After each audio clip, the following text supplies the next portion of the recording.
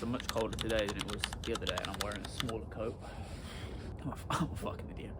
Now, this video is for the ultra basics. If you already know what you're doing, if you already go to the gym, it's probably not for you. But maybe stick around anyway, and if you've got any advice towards the end, please let us know in the comments. This video is to get as many people fit as possible, so we can all help each other. But now, where to start? Well, first we're gonna do some home exercises. We're gonna build a simple routine that you can do at home. And when I mean at home, I mean literally at home with nothing. Often I say, just a pull-up bar is needed, but for this, we're not even gonna bother with a pull-up bar. All you're gonna need is a bit of floor space. Here's a simple routine that I put together that you can follow right now. Okay, so I've come to my bedroom, which is a place with limited space, really. There's only enough space here for me to lay on the floor and do some bodyweight exercises. This is a workout that I actually do. This is a type of workout that I will do if, for example, I'm at a hotel and the hotel hasn't got a gym, then I'll do this workout in the room. And all you need is access to the internet and YouTube to search the Bring Sally Up challenge. If you haven't heard of this challenge, maybe give it a search right now. But essentially, it's a song and it's to do with push-ups, and every time it says Bring Sally Up, you go from, I'll get into a push-up position.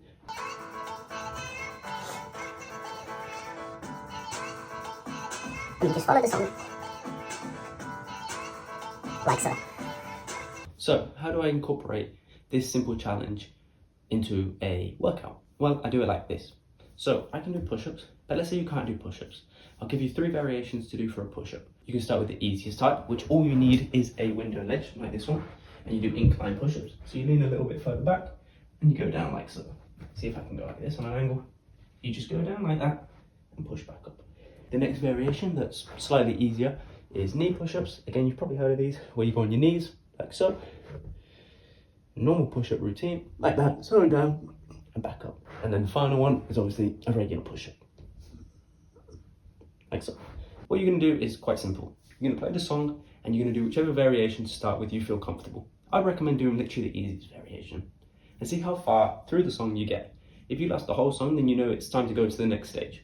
So let's say you complete the whole song doing incline push-ups, you know you're ready for the next stage, which is knee push-ups. Now let's say you last 1 minute of the song doing knee push-ups.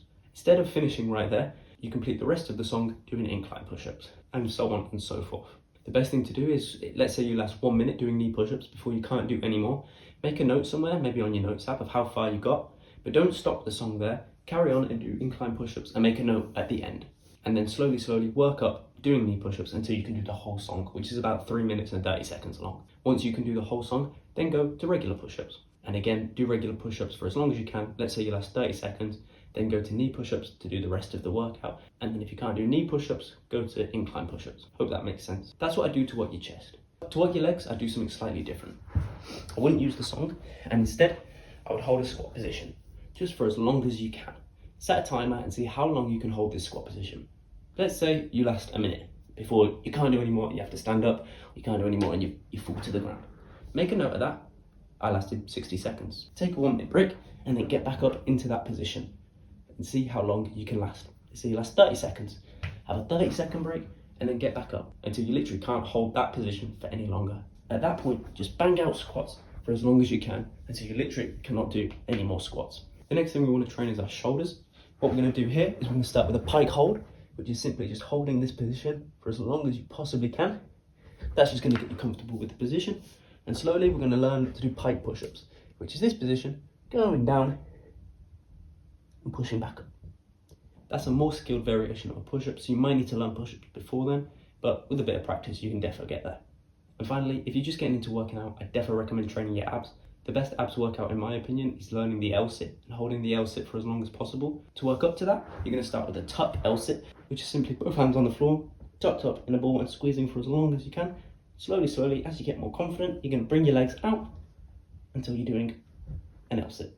So to begin with, they're the 4 muscle groups and exercises that I would start training, especially while at home. You've got your pushing exercises for your chest, you've got your pushing exercises for your shoulders, you've got your leg exercise and your squat, and you've got training for your abs. This is definitely missing some compound movements, most notably any exercise towards the back, but for now, this is a great start.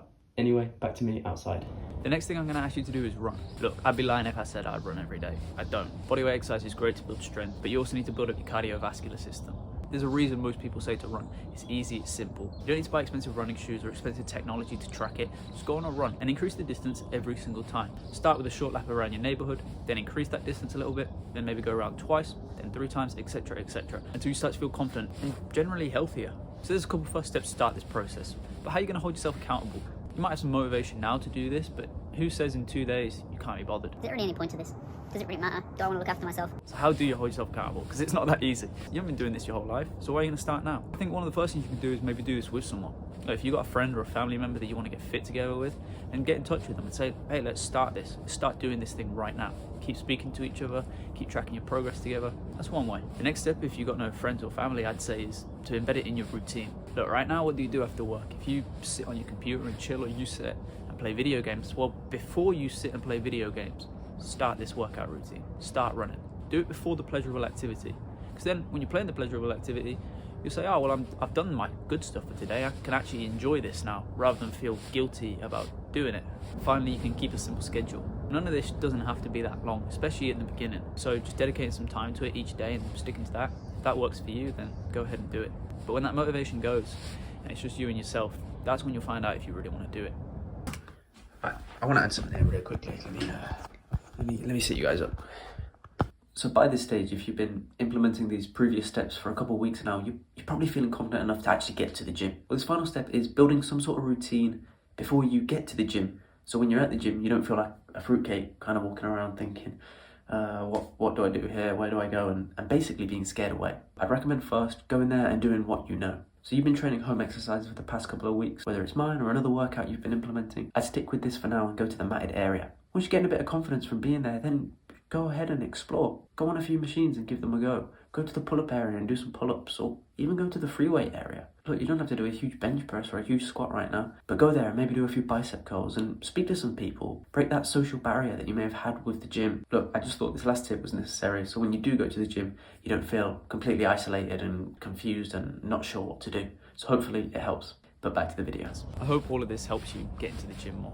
My goal is to get as many people into fitness as possible. And so if this video motivated you and helped you, please let me know in the comments down below. Thanks so much once more, guys, and I'll see you in the next video.